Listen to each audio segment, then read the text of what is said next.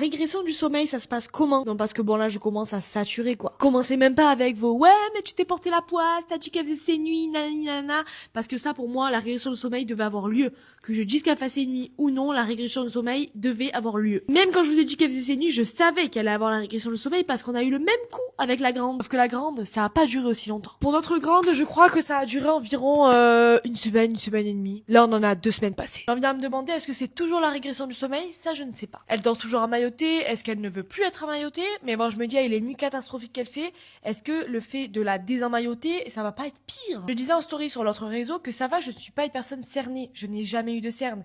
Mais il va arriver à un moment donné où les cernes ils vont sortir. Là en moyenne les nuits c'est du première tétée vers minuit 1h, deuxième tétée vers 3h du matin, troisième tétée vers 5h du matin. Alors ok, il y en a peut-être qui vont me dire oui mais si une toi heureuse, moi il se réveille toutes les heures, il se réveille toute la nuit, il se réveille ci, il se réveille ça. Ok, chaque personne gère la fatigue différemment. Quand t'es habitué à avoir 2 enfants, une qui a bientôt 3 ans, qui a toujours fait ses nuits, à part pendant la semaine et demie de régression du sommeil. Cette madame là, qui a un bébé allaité, qui a fait ses nuits vers 2 mois je crois. Genre c'était des nuits 21h, 6, 7, 8h du matin. Et puis que maintenant il y a 3 réveils dans la nuit. Oui j'ai le droit de dire que je suis fatiguée parce que je n'ai pas l'habitude en fait. Tu m'épuises. Tu m'épuises. Mais je t'aime. Je t'aime. Du coup là je suis actuellement dans ma phase où je me dis bon oui ça pourrait être pire mais en vrai dans ma tête je me dis ça peut pas être pire.